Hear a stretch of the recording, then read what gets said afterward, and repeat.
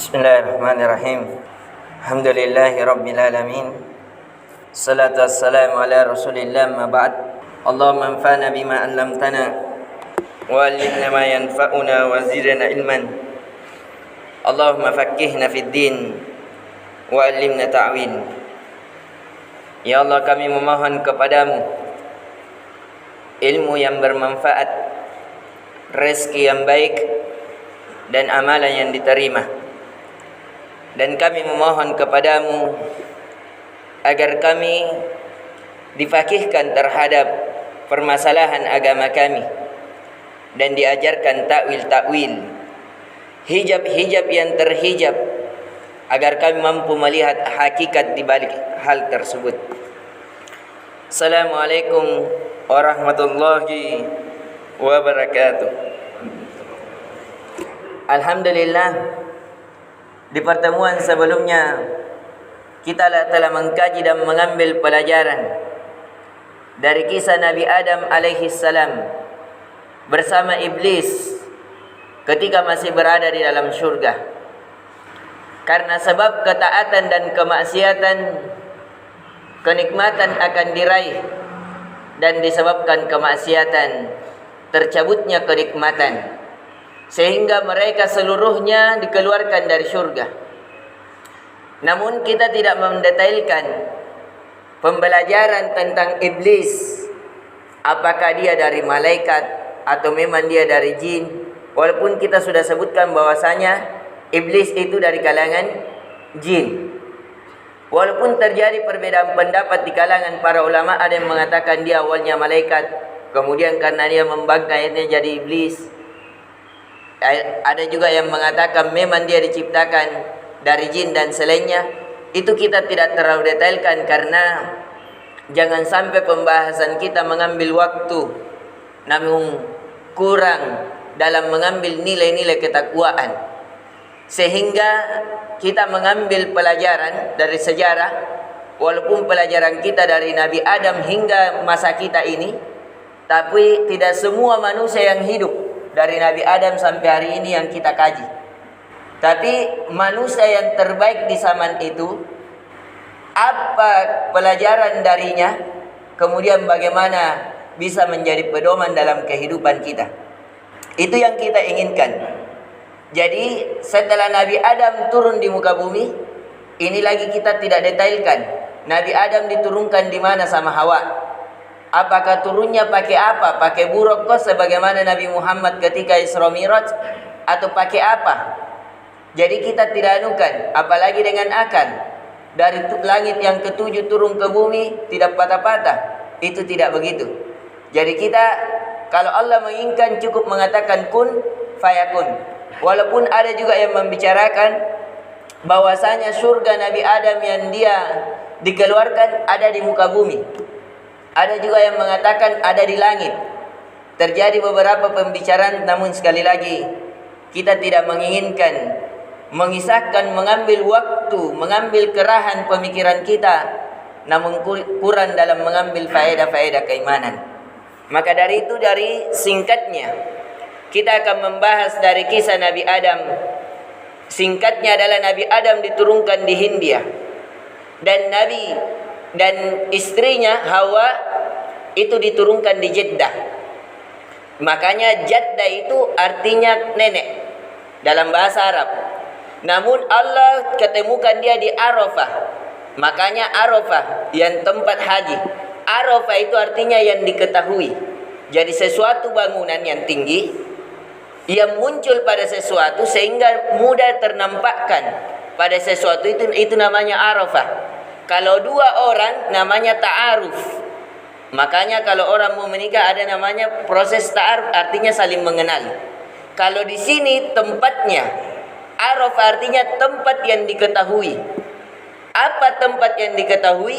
Yaitu tentang ketika saling mengetahuinya kembali antara Hawa dan Nabi Adam alaihissalam. Maka dari itu didapati kuburan Nabi Adam alaihissalam itu berada di sekitar India. Walaupun ini sekali lagi kita tidak terlalu masuk ke dalamnya, apakah kebenarannya atau bagaimana, tapi itu yang datang berita-berita dari para ulama tafsir Kita tidak mendetailkannya karena kita menginginkan ibrah, pelajaran-pelajaran yang melahirkan ketakwaan yang bisa kita amalkan dalam kehidupan. Setelah itu, ketika telah bertemu antara Nabi Adam dan Hawa, maka terjadilah pernikahan. Kemudian bercucu, beranak. Namun sekali lagi, karena pada saat itu tidak ada manusia, yang mau kita ambil pelajaran adalah ketika Nabi Adam alaihissalam dan Hawa telah menikah, melahirkan anak, maka disinilah mulai datang ujian kembali kepada anak cucu mereka. Sebagaimana telah janji iblis bahwa dia akan terus menghasut Nabi Adam dan anak cucunya untuk tidak di atas ketaatan kepada Allah, agar dia bermaksiat kepada Allah SWT. Maka iblis terus mengerahkan usahanya untuk bagaimana menyesatkan anak cucu Adam hingga hari ini. Maka itu kita mengambil kisah-kisah yang dimana iblis menyesatkan anak cucu Adam sehingga kita mampu menjauhinya, dan dari mana kisah-kisah yang mau disesatkan kemudian Allah selamatkan. Dari kisah yang kedua yang akan kita pelajari, biasanya kita kenal namanya adalah Qabil dan Habil, yaitu dua anak cucu Adam. Tapi sekali lagi, nama Qabil dan Habil itu tidak disebutkan dalam Al-Quran, tidak disebutkan dalam hadis yang sahih. Tapi Qabil dan Habil itu cuma disebutkan dari kisah-kisah Bani Israel, kisah-kisahnya orang Yahudi, kemudian dimasukkan dalam tafsir. Kalau di dalam Al-Quran, biar kita menelaah dari Al-Fatihah sampai An-Nas, kita tidak akan dapatkan. Walaupun kita baca sampai hari kiamat, kita tidak akan dapatkan. Itu sudah ditelaah, sudah dikaji. Begitu pula dalam hadis-hadis. Dalam hadis yang sahih itu tidak didapatkan. Namun diceritakan oleh para ulama agar memudahkan kita mengingatnya, diberikanlah nama dari kisah-kisah Bani Israel. Kenapa? Karena dalam salah satu adab di dalam Al-Quran, ketika ada seseorang melakukan keburukan, maka Al-Quran tidak menyebutkan orang, tapi menyebutkan sikap dan sifat, sehingga kita jauhi. Karena hakikat pelajaran yang ingin diambil, ketika sifat kebaikan, maka kita bersegera memilikinya. Tapi ketika sifat-sifat keburukan, hendaknya kita menjauhinya. Tapi supaya lebih mudah mengingatkan kita, Qabil dan Habil ini salah satunya, kalau kita katakan karena kita menginginkan ucapan-ucapan kita sesuai dengan Al-Quran dan Sunnah, sehingga kita tidak mengatakan Qabil dan Habil, tapi kita mengatakan anak pertama dan anak kedua. Jadi Hawa alaihassalam itu setiap melahirkan memiliki dua anak, dan setiap melahirkan anaknya kembar, laki-laki perempuan. Ketika anak yang kedua demikian pula, untuk mengembangbiakkan ini manusia, sehingga diperintahkan Nabi Adam oleh Allah Azza wa Jal agar menikahkan secara bersilang. Jadi yang satu rahim keluar, laki-laki perempuan, anak pertama, anak kedua juga begitu disilangkan. Diperintahkan untuk menikah. Namun arogannya, karena anak yang pertama ini, yang keluar itu saudarinya lebih cantik, lebih memikat daripada yang lahir anak kedua dari wanitanya, sedangkan harus disilangkan. Sehingga anak pertama ini memiliki sifat asad. Dia mengatakan, saya tidak mau, saya menikah dengan saudara kandung saya saja, karena dia lebih memikat, lebih cantik. Tapi karena perintah Allah, akhirnya dia tidak mau, dia tolak. Nabi Adam alaihissalam sudah membujuknya, ini perintah Allah, harus disilangkan, tidak boleh orang menikah satu kandung. Itu zaman Nabi Adam. Kalau zaman di syariat Nabi Muhammad tidak boleh. Mau bersilang atau tidak bersilang, itu tidak dibolehkan selama satu kandung. Tapi di zaman Nabi Adam, karena kurangnya manusia, tidak adanya manusia, maka disilangkan caranya. Ketika diperintahkan untuk disilangkan, maka yang tua tidak menerima. Akhirnya dia meminta bukti. Jangan sampai ini keinginan Nabi Adam saja. Akhirnya Allah membuktikannya, yaitu hendaknya dia memberikan kurbanan, sesuatu yang mendekatkan kepada Allah. Kemudian datanglah api dari langit yang melahap sedekah di antara keduanya. Diceritakan dalam buku-buku tafsir bahwa yang satu adalah seorang pengembala, yaitu seorang adik, dan yang seorang kakak adalah seorang petani. Seorang adik ini yang pengembala, karena dia mengatakan ini untuk mendekatkan diri kepada Allah sebagai penyembahan, sebagai kedekatan kepada Allah, akhirnya dia mencari kambing yang gemuk, kambing yang paling bagus yang dia miliki, untuk dia sedekahkan untuk Allah. Sedangkan yang satunya yang hasad, yang tidak mau menikah dengan yang satu dari adiknya, dia mengatakan Allah kan tidak butuh makan, tidak butuh beras, maka dia memilihkan untuk Allah yang paling buruk. Yang paling buruk sisa-sisa dari berasnya. Kalau kita mengatakan kuning-kuningnya setelah keluarnya padi, itu yang dia sedekahkan untuk Allah, yang paling buruknya, sehingga Allah menerima sedekah yang baik. Karena innallaha thayyib la yuqbalu illa thayyib. Sesungguhnya Allah Maha baik dan tidak menerima kecuali yang baik-baik. Akhirnya datang api tersebut, walaupun pembicaraan para ulama, apinya ada yang mengatakan api merah, ada yang mengatakan api putih, mengambil kurban dari anak yang kedua. Setelah diambil, berarti dia yang diterima. Tapi tetap anak yang pertama tidak mau. Dia mengatakan dia tidak mau. Ada sifat hasad, sehingga dia mengatakan la'aktulannak, saya akan membunuhmu.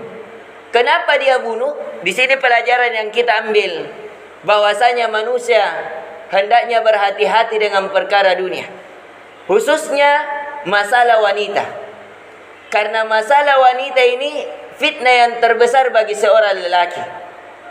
Karena satu, wanita, dan bahayanya keinginan-keinginan dunia. Ketika seseorang terlalu berambisi terhadap dunia, maka bisa melupakan akhiratnya. Pelajaran yang kedua, ketika seseorang terlalu berambisi dengan keinginan dunia, keinginan jiwa yang mengantarkan kepada keburukan, maka dia bisa melakukan apa saja walaupun itu diharamkan. Ini pelajaran yang harusnya menjadi pelajaran bagi kita.